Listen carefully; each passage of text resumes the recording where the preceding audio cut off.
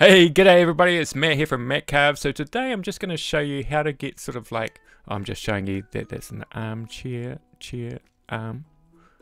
armchair. Alright, okay, so I'm going to show you how to get that flat bit in there. You can sort of see I've got a nice undercut there as well happening. And what we're going to do is, you can sort of see the hand there. Maybe I'll show you a few little tricks on details. But we're going to make that flat.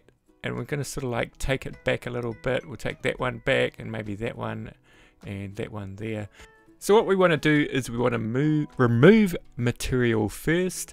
And so we use kind of an aggressive burr, but a fine burr as well, because we need to get into those little details.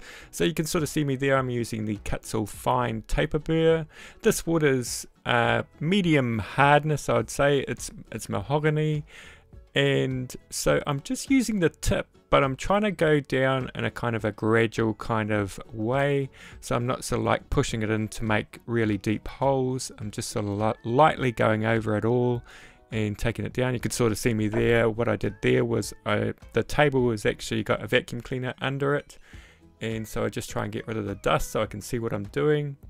So you can sort of see there that it's reasonably flat at the bottom.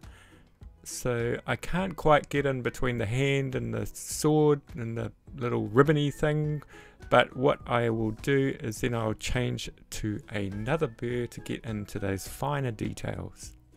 But at this point we're just trying to remove the bulk of the wood to get the depth there. So we kind of, it looks pretty good there. You can sort of see it's a little bit messy on the sides. So what we'll do is we'll tidy that up, and you want to sort of like go for burrs that are really tiny. Depending on what kind of wood you have, you could use a cutter burr. This is a Dremel cutter burr, a sphere cutter. So you can sort of see it's removing it pretty quickly there. The thing with the cutter burrs is if you slip, you take off quite a bit of wood. So just be careful with those. You could also use a diamond burr such as this one. This is a nice diamond burr. I spend a little bit more money on my diamond burrs. I get them from Master Carver and I'm not affiliated with them. I just really like their products, and I'll leave a link to the ones that I use in the description. And they're not that expensive. For 4 it's about $11 US. So you can sort of see me there, that one there I really like for details. You can sort of use the side and the tip of it.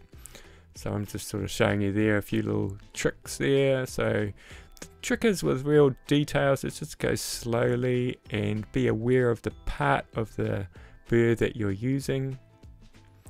This is really fine carving and it takes a long time, so patience is required for this kind of carving. No doubt, but it's kind of like quite meditative. I put on a little bit of music and just sort of like go with the flow. So I've shown these burrs before, and I've got a link to a review of them. I really like them, and one thing they excel at is putting flat, kind of sanding flat areas in the bottom of really tight kind of spaces like this. So I've chosen a burr that will fit in here quite comfortably.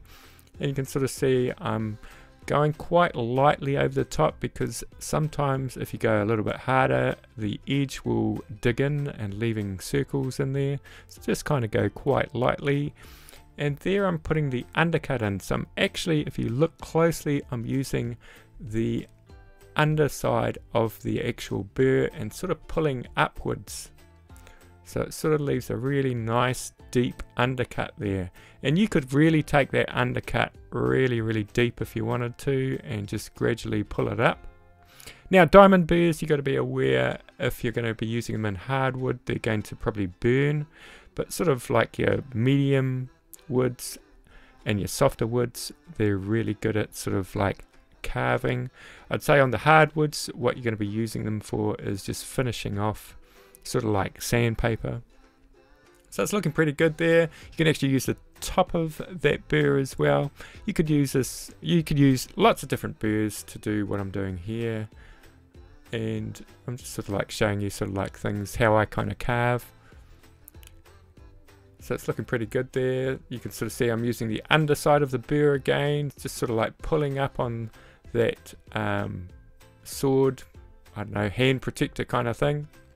Actually, I just noticed there the actual sword is out of line with the hand protector, but you know, hey, adds a little bit of character to it. You can sort of see there, I'm trying to get a concave going in where the hand is, so I'm using that burr to sort of like pull it through and sort of like leave a deep kind of cut where the hand is. I haven't come across a burr with such a fine edge as these, and it's really good for getting these sort of like really tight areas. And these burrs come in a lot of different sizes, and I find I don't use the really tiny ones, but the sort of medium to big ones I use, and they're really helpful for carvings like this and putting in small details. Yeah, so I hope you enjoyed this little video. Here's a sneak peek at the final work.